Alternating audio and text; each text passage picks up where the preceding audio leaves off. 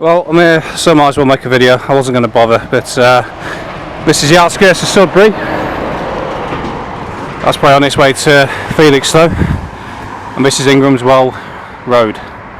This makes quite a nice angle. The poppies, although they're getting old and dying out now, had their brief season, with Hill Lodge Hotel in the background, which is that bit over there.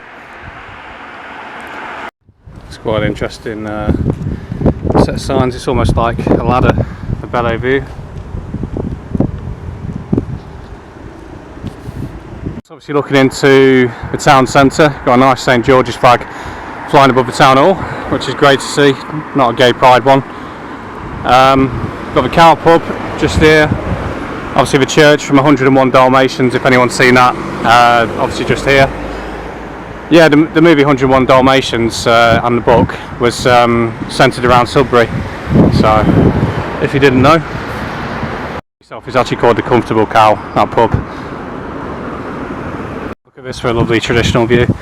So you've got this old Tudor building here on the left, and then all the countryside just in front of it.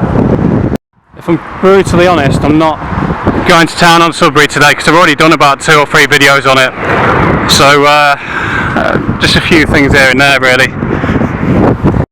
This is the Mill Hotel, but the stars of the show for me are going to be these cows over here.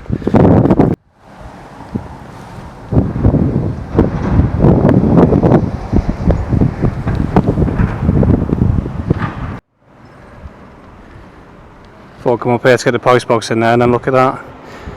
Big lad left in there.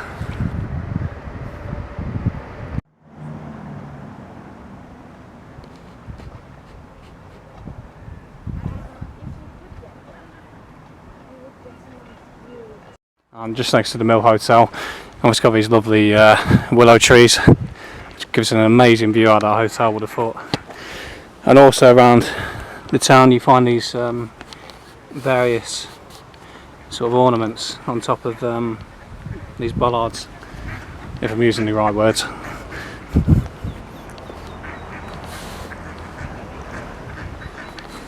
The dogs are all scrapping.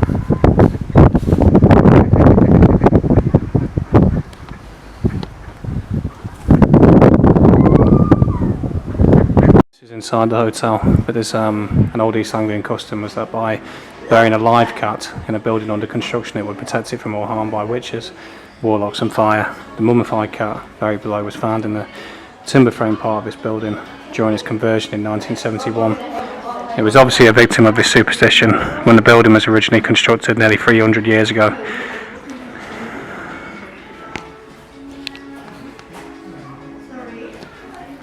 Sad, awful.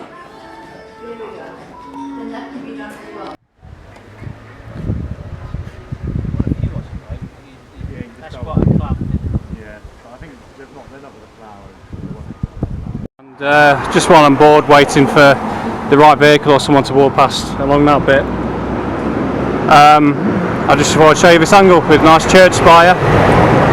Really busy town, has to be said. It's Sudbury. A lot of lorries going through it. My favourite ones to photograph is the motorcyclists. Hopefully the little electric bike thing won't be in there, but big fan of motorcyclists.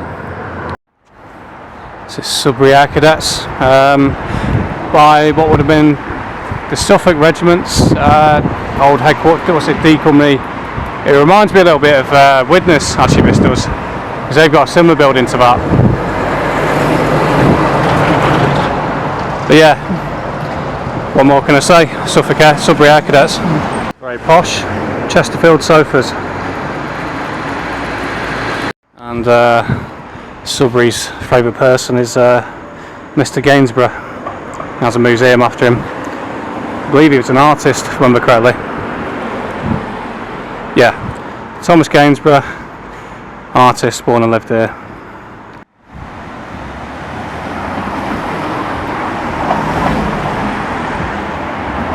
So, barber shop, Gainsborough Coffee House, and sadly, the pie and mash looks like it's finished now.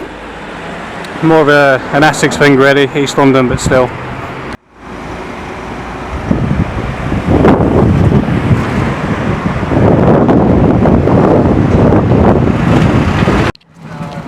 a minute I'll give Mr. Gainsborough a perfect angle with the St. George behind him. Want to get my long lens on, but yeah, nice.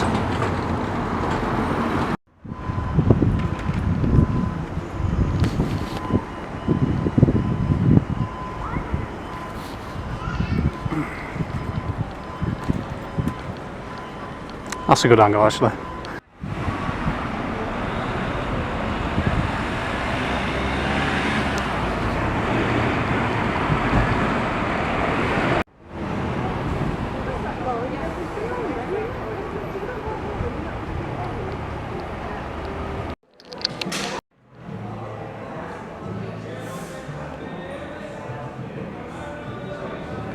Nice traditional view with the fish and chips and the Union flag. And before I give this a comment, so that's the second time already today I've seen it on the around Sudbury. So cash is king, we'll accept your legal tender today, tomorrow and forever. Government is planning to introduce programmable digital currency, everything will be digital.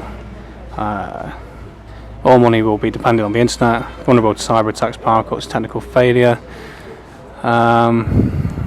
Each penny you receive will be recorded, every transaction tracked. So yeah. Personally, I think this is fantastic artwork, very subtle as well. So it says "Think Different," and then it's got the Apple logo on top of these people here, and then NPCs to top it off. Well done, Sudbury. Obviously, quite a bunch of switched on people. You know, on the way up here, there was a lady who owned a cafe on a village on the outskirts of Sudbury. I was chatting to for a long time. She knew it all, literally all of it. You know, she hadn't taken the procedures. She knew about the social credit, and then to top it off, on my way out, you know, you've got another independent shop which was busy with the "Cash is King" signs. So people are waking up. They really are. There's hope. Just on the outskirts now. Let's call it a day. Betty Cocker Grove. Don't know if that's someone significant to the place. And this is Malden Grey Pub. How do you like those apples? Rude not to, wasn't it? And I don't think there's public access into here. So this is the best I can get. But there's like a really interesting looking totem pole just on the outskirts of Sudbury, heading south. So yeah, what's it say? It's to do with silk. So Sudbury silk weaving sculpture, manufacture of silk. That's what it's about. Just add a bit more to it. So the top bit, it's obviously all got a story behind it. So the silk moth on the top, because the silk moth lays between 200 and 500 eggs. The silkworm emerges from the eggs, and soon are eating their own weight in mulberry leaves daily. Then the next bit, the silk threads are twisted together to form a single strand, which produces a skein of silk. You got to remember I'm reading this at a distance. The skein of silk is wound until bobbins and used within shuttles to produce the weft threads when weaving silk on a loom. And it's got the people on the bottom.